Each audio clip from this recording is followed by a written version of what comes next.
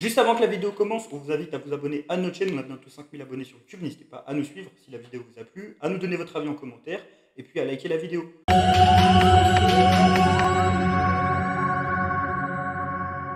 Un but, deux passes décisives et une avant-dernière passe pour conclure la première partie de saison incroyable. Luis Enrique nous a livré encore une fois une prestation de haut niveau face à l'AS Saint-Etienne en Coupe de France lors du large succès des hommes de Roberto De Zerbi. 4 buts à 0. En même temps, j'ai envie de vous dire, Ilian et Samy, on a un peu l'habitude avec le Brésilien cette saison de le voir décisif. Il ne nous surprend plus. Il est vraiment auteur d'une première partie de saison incroyable statistiquement avec 7 buts et 6 passes décisives. Pourtant, certains supporters olympiens continuent de douter de ce joueur-là en disant qu'il est juste un joueur scolaire qui respecte les consignes de son coach. Et juste avant de commencer ce focus, j'aimerais bien vous poser une question sur son match d'aujourd'hui, vu qu'on reste sur l'actualité. Victoire 4-0, décisif sur tous les buts, comme je l'ai dit. Qu'est-ce que vous avez pensé de la rencontre de l'ancien joueur de Botafogo? Je vais commencer par Eliane. Luis Enrique, c'était le joueur le plus en vue sur mon écran aujourd'hui. Alors certes, il a beaucoup bénéficié du fait que Saint-Étienne était en infériorité numérique, mais tout de même, ça a été l'Olympien le plus dangereux, celui qui a le plus dédoublé, que ce soit avec Greenwood et surtout avec Murillo. Il a dévoré le moindre espace qu'on lui a donné. Et bien que on avait une équipe faible de Saint-Étienne en face, c'est un schéma, c'est le genre de match qui se répète beaucoup dernièrement depuis qu'on est passé en 3-5-2 en fait, depuis qu'il a pris le flanc droit.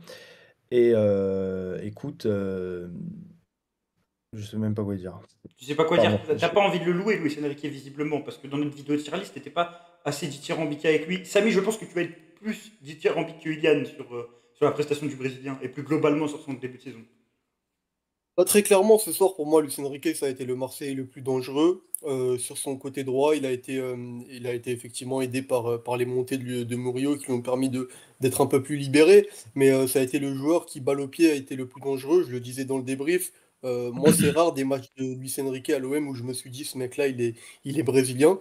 Et ce soir, en l'occurrence, sur quelques crochets, quelques provocations, voilà, quelques doubles contacts, je me suis dit, bah tiens, celui-là, il doit être brésilien. Et c'était Luis Enrique.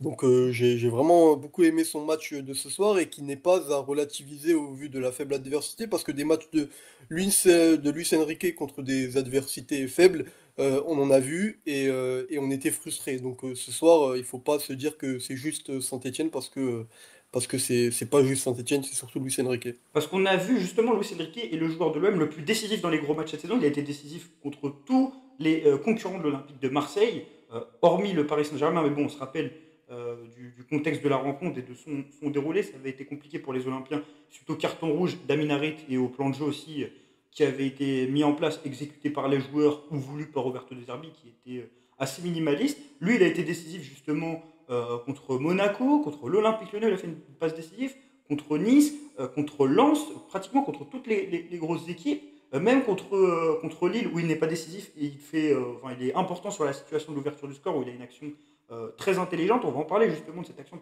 parce qu'on va revenir dessus.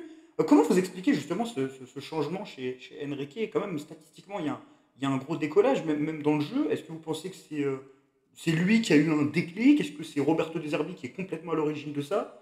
Iliane? Écoute, moi je suis de l'avis que Roberto De Zerbi est à l'origine de sa métamorphose, mais que pour autant, Luis Enrique n'y est pas pour rien. Il est revenu l'année dernière, du coup, ça va faire un an d'ailleurs, en janvier, de son prêt au Brésil, et on avait déjà noté quelques changements, mais sous Gasset et sous Gattuso, c'était assez compliqué de développer du jeu. Et c'est ce que je loue, moi, à chaque fois qu'on parle de Luis Enrique. En fait, pour moi, De Zerbi a très bien cerné le profil qu'il était. Tu l'as dit en introduction, pour moi, c'est un profil scolaire, c'est un profil qui est bon à appliquer ce qu'on lui demande. Et dès lors que Luis Enrique respecte ce que souhaite, ce qu'attend De Zerbi, et De Zerbi utilise parfaitement son profil, encore mieux depuis qu'il est passé sur le flanc droit plutôt que lorsqu'il l'utilisait sur le flanc gauche, et bah pour moi, de fait, en fait, tu vas bien exploiter les qualités de ce joueur-là. Samy, tu rejoins Iliane, c'est De Zerbi à y est pour beaucoup, tu penses, dans cette évolution chez Luis Enrique? Moi, je change pas une virgule, un mot à ce que vient de dire Yann. Je suis totalement en phase avec ce qu'il a dit. Luis Enrique, après, je pense que c'est un processus un peu plus long et dont on tire les bénéfices aujourd'hui avec l'arrivée d'un entraîneur qui est réputé pour pouvoir faire progresser des jeunes joueurs. Et ça tombe bien, c'est le cas de Luis Enrique. Ce qu'il faisait à Et je pense Brighton. que c'est un processus. C'était le cas à Brighton et c'est aussi la valeur ajoutée qu'on attendait de Roberto De Zerbi, donc on l'a. Mais je pense que c'est un processus qui a déjà été lancé à partir de son prêt à Botafogo, où on a vu déjà du mieux à l'époque. Puis sous Gasset, où Gasset disait voilà, il est merveilleux ce joueur, je le fais jouer partout et il me rend service à chaque fois. Où on a connu un Luis Enrique, voilà, un Luis Enrique joueur de collectif, Luis Enrique joueur un peu besogneux, joueur de collectif qui va aider à faire un peu les tâches que les autres n'ont pas envie de faire. Et là, avec Roberto De Zerbi, qui lui a ajouté un peu une palette un peu plus technique, plus offensive à celle qu'il avait déjà sous Gasset. Et on voit un joueur de plus en plus déjà létal face au but, un joueur qui stat. Aujourd'hui, c'est 7 buts, 6 passes décisives, comme tu l'as Ouais. rappelé en intro. C'est plus qu'un joueur comme Rowe, c'est plus qu'un Mais c'est joueur plus que n'importe comme quel Allé, joueur de par exemple. l'OM la saison passée, en dehors de Pierre-Emerick Aubameyang. Et Pierre-Emerick Aubameyang, C'est ça, si on enlève l'Europa sur les League, saisons. si on enlève l'Europa League, je suis pas sûr que Pierre-Emerick Aubameyang ait autant de stats la saison passée. Donc imagine un Luis Enrique, par exemple, avec la Coupe d'Europe. C'est peut-être qu'il est déjà plus de 10 buts, tu vois. C'est ça, sur les 2 dernières saisons, ton deuxième meilleur buteur, c'est Chancel Mbemba, et on adore tous Hmm. Chancel Mbemba, mais c'est quand même une anomalie.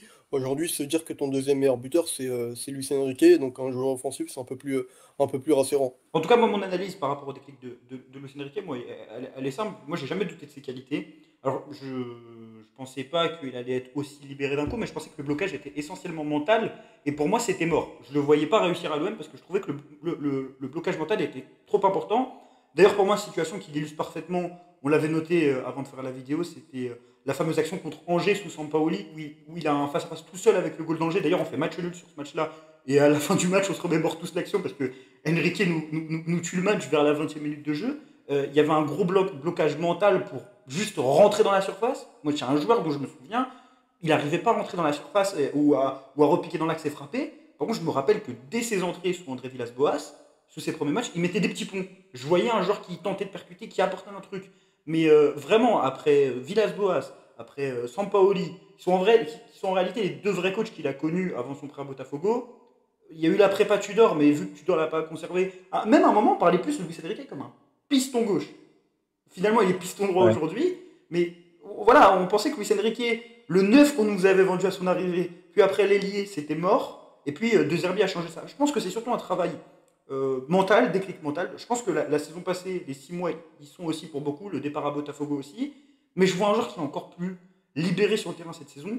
Et moi, on a parlé de ses statistiques cette saison, le fait qu'il marquait dans les gros matchs, le fait qu'il marque souvent. Il faut aussi parler de la prépa. La prépa, il est décisif pendant la prépa. Il marque pratiquement à tous les matchs ou il est décisif à tous les matchs. Donc on a un joueur qui, depuis le mois de juillet, est décisif tous les 2 matchs.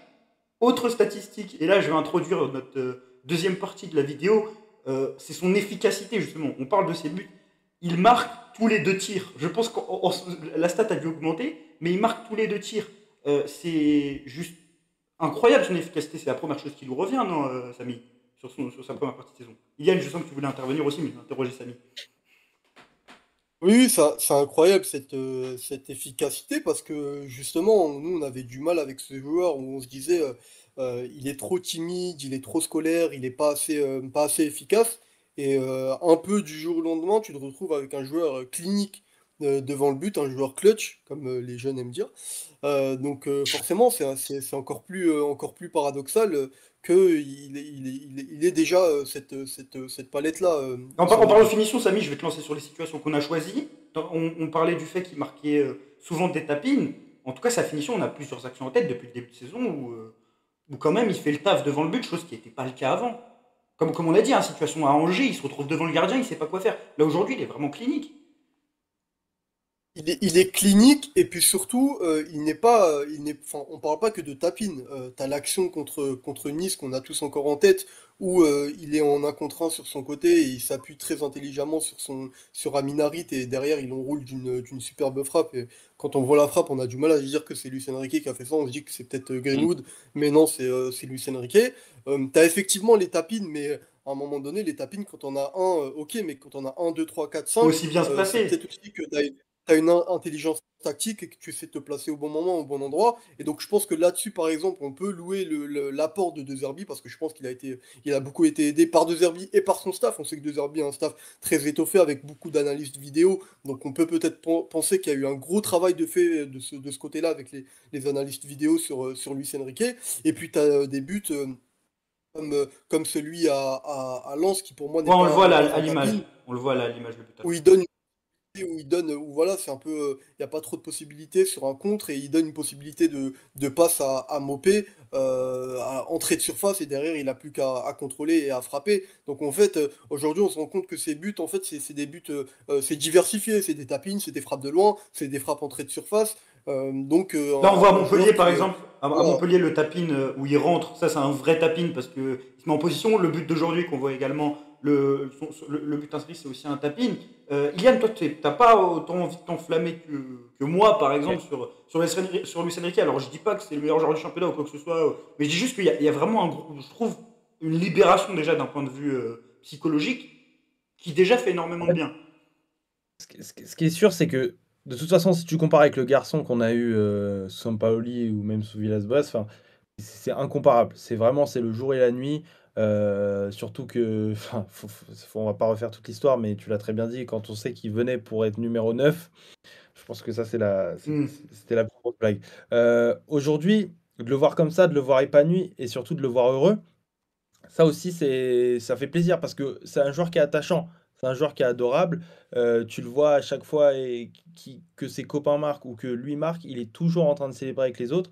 C'est un garçon de service. Maintenant, moi, et c'est sur ça que je veux nuancer absolument le propos populaire, c'est que pour moi, Luis Enrique, ça restera jamais un joueur, et il en faut dans un effectif, hein, je ne dis pas le Hmm. contraire, mais un joueur qui contribue à la victoire, mais qui va pas te la générer. C'est C'est pas un l'expression top que j'utilise. joueur. C'est pas un mec. Pour toi, c'est pas un top joueur, c'est ce que tu veux dire. Voilà, c'est ça. Pour moi, c'est pas le joueur que tu vas Mais retenir dans l'effectif. pour moi, ça n'a pas besoin d'être un top joueur en fait. Tu vois, Mais, mais, aujourd'hui mais dans le monde pour du autant, moi, football, pour faire carrière, même pour partir pour un transfert de 50 millions d'euros, t'as pas besoin d'être un top joueur, moi je pense. pour autant, sur ça, on est d'accord, Harry, hein. Mm. Il a pas non plus ce besoin-là, parce que dans le foot, en fait, il te faut des joueurs de ce registre. Mais c'est ça qui me gêne le plus, c'est le fait que, bah, quand au niveau de statistiques, on va le comparer avec un Greenwood, au niveau de l'impact qu'il a dans le jeu, on va le comparer avec un Mopé. Oui, oui, aujourd'hui, il a fait un bien meilleur match que Mopé, il a bien plus servi. Mais Luis Enrique, ce que je veux dire, c'est que c'est un joueur de courant, et j'ai utilisé au moins 4 fois cette expression ce week-end, mais c'est un joueur qui va suivre l'énergie générée par l'équipe. Mais il va pas être générateur, il va pas te propulser au Est-ce moment que où ça va justement pas. c'est pas la prochaine étape? Si on parle de perspective de la deuxième Ah, partie de saison. et bah, c'est sur ça que je veux absolument arrêter tout le monde, car pour moi, ce n'est pas le cas. Ah, Et mais là, le rôle est-ce que c'était le cas de voir un joueur aussi décisif? C'est peut-être la suite de la ouais, c'est ce progression. que j'allais dire. C'est qu'un joueur qui a que 21 ans. Moi, je vois ça en tout cas comme axe de progression. Et s'il le devient, on peut. Parce que déjà, Samy, on est d'accord on le voit se relâcher un petit Pour peu moi, plus il a un sur les plafond derniers vert. matchs. Il tente plus de dribbles. Il a un- Bah, moi, un peu, de manière un peu triviale, j'avais dit qu'il jouait avec des balais. Des balais derrière lui. Mais cette Oui. saison, on a l'impression que plus le temps avance, plus tu as l'impression que au début de saison, il avait 20 balais. Après, on s'est dit non, il lui reste plus que 10 et aujourd'hui, j'ai l'impression qu'il lui reste plus que un ou deux. Donc tu as vraiment l'impression qu'il est de plus en plus décomplexé et qu'il s'est dit à un moment, il y a eu un déclic, on parlait de déclic en début de vidéo, il y a eu un déclic où il s'est dit bah j'ai peut-être quelques qualités, je viens peut-être d'un pays où on est des joueurs un peu techniques et peut-être que j'ai ces qualités-là et peut-être que je sais faire deux, trois trucs avec le ballon et peut-être que je vais le montrer et c'est vraiment l'impression qu'il me donne. En tout cas, pour parler de Luis Enrique, pour conclure cette vidéo, pour donner quelques éléments statistiques, c'est un joueur qui surperforme énormément offensivement, comme on l'a dit. 6 buts pour 2,17 expected goals en Ligue 1, 4 passes décisives en Ligue 1 pour 1,63 expected goals. C'est donc trois nouvelles stats avec ces deux passes D. Et ce but, on pourrait même parler des avant-dernières passes. Vu que ce soir il fait une avant-dernière passe, mais celle qui t'a le plus marqué, Samy, et on va conclure cette vidéo par cette micro-analyse de séquence, c'est son rôle sur le but inscrit par l'OM contre Lille où il prouve toute l'intelligence, toute son intelligence. Oui, parce qu'en fait, on parle beaucoup, un peu péjorativement de Luis Enrique, et moi le premier, j'en ai parlé comme d'un joueur fonctionnel, mais il faut aussi voir les bénéfices que t'apporte le fait d'être un joueur fonctionnel. Donc l'action contre Lille, par exemple, quand on sait que dans le système de De Zerbi, c'est très important d'attirer, d'aspirer la défense adverse, on voit que sur la passe de Murillo, Luis Enrique te fait un déplacement qui attire deux défenseurs. Donc il fait déplacement-là, il a le ballon, et quand on voit derrière, quand il a le ballon et qu'il la donne à Mopé, on voit qu'il y a les deux défenseurs qui sont aspirés, tu as un énorme espace au milieu de terrain. Et je pense que De Zerbi, quand il voit quelque chose comme ça, il se dit, mais en fait, c'est un joueur qui m'apporte ce dont exactement j'ai besoin pour mettre mon jeu en place, c'est-à-dire attirer l'équipe adverse. Et sur cette action-là, Luis Enrique te le fait à la perfection, parce qu'il attire deux joueurs avec lui juste sur un déplacement. Derrière, la passe, elle est parfaite, et donc forcément, derrière, tu as le but. Donc tactiquement, c'est aussi un joueur qui est fonctionnel et qui donc... en fait, on a beaucoup la confrontation avec Rowe, mais je pense que pour un suiveur ou pour un spectateur de football, effectivement, quand tu vois un joueur comme Rowe jouer, c'est un peu plus Tu spectaculaire prends et plus c'est de un peu plaisir, plus ouais. alléchant pour les yeux. Mais pour un entraîneur, parce qu'il faut aussi, et je pense que c'est quelque chose qu'on fait pas assez en tant que suiveur, mais pour un entraîneur, il n'a pas les mêmes attentes que nous. Et lui, il se dit, bah, j'ai peut-être un peu plus, dans ce que je veux mettre en place, un peu plus de sécurité, un peu plus de certitude avec un joueur comme Luis Enrique, donc un joueur fonctionnel, qu'avec un joueur comme Rowe qui sort un peu plus des cases. Et cette action, pour moi, c'est le parfait exemple. En tout cas, Luis Enrique a eu plusieurs utilisations cette saison. Moi, je vais conclure par ça, par quelques données. Un temps utilisé joueur intérieur gauche dans le demi-espace gauche, où on en avait parlé avec Samuel au début de saison. On trouvait que c'était une utilisation intéressante qui faisait justement, qui valorisait son côté scolaire. Désormais, piston droit après avoir évolué un temps sur le côté gauche. Et si on regarde sa hitmap qui s'affiche actuellement à l'écran, on voit justement qu'il y a cette diversité d'utilisation. C'est un joueur qui a pratiquement autant de ballons touchés sur le côté droit que sur le côté gauche cette saison, aussi dans le demi-espace gauche. Et cette nouvelle utilisation en tant qu'ailier droit, moi je ne m'attendais pas particulièrement parce que justement, moi j'avais l'habitude de le voir sur le flanc gauche. Même quand il avait été piston sous Jorge Sampaoli, à l'arrivée de Jorge Sampaoli, il était plutôt piston gauche. Et là vraiment, moi je le trouve intéressant, je trouve qu'il provoque plus. Je trouve qu'on tire quelque chose de très intéressant. J'étais dubitatif au début de saison quant à son utilisation sur un couloir. Le match contre Strasbourg, je ne l'avais pas trouvé bon sur le couloir gauche. Finalement, je trouve qu'il s'épanouit très bien à droite. Et voilà, on espère voir une suite. Et pour appuyer ton propos et et confirmer du coup le mien de tout à l'heure, ce qui est bien avec le côté droit, c'est que du coup, il a toujours, soit Murillo pour dédoubler, soit Greenwood avec lequel combiner et ça aussi, ça appuie, le quand je dis que c'est pas un joueur qui est amené à faire des différences tout seul, bien qu'il est capable d'en faire, mais pas sur une action complète et surtout, le fait de l'avoir autant accompagné sur le côté droit comme ça, le moindre espace que peut lui laisser Greenwood ou Murillo, il le dévore et ça, sur ça, De Zerbi l'a bien compris et il joue très bien sur ses qualités, là où de l'autre côté, Merlin est plus seul. En tout cas, la dernière statistique que je vais vouloir mettre en valeur, c'est une statistique athlétique pour montrer que c'est aussi un joueur athlétique. Deuxième ailier qui court le plus dans le top 5 européen. Donc on a un joueur intelligent, athlétique, décisif. Est-ce que Luis Enrique ne va pas finalement être la grosse révélation ou surprise de cette saison? C'est ce qu'on espère. On espère qu'au terme de la saison, on se retrouvera pour une vidéo et pour dire que Luis Enrique a été un des meilleurs joueurs de Ligue 1. Je sais pas. Ça se trouve en deuxième partie de saison, il va justement réussir à débloquer ce que Ilian veut le voir débloquer, c'est-à-dire devenir un game changer. En tout cas, c'est une première partie de saison réussie pour Luis Enrique. C'est la fin de cette vidéo. Je vous remercie énormément, Ilian et Samy. N'hésitez pas à vous abonner à notre chaîne et à liker la vidéo pour nous soutenir. Et puis on se dit à très bientôt avec la vidéo tier list justement. On avait parlé de Luis Enrique avec Ilian, on n'avait pas été d'accord, mais la vidéo va bientôt sortir. On se dit à la prochaine et allez l'OM.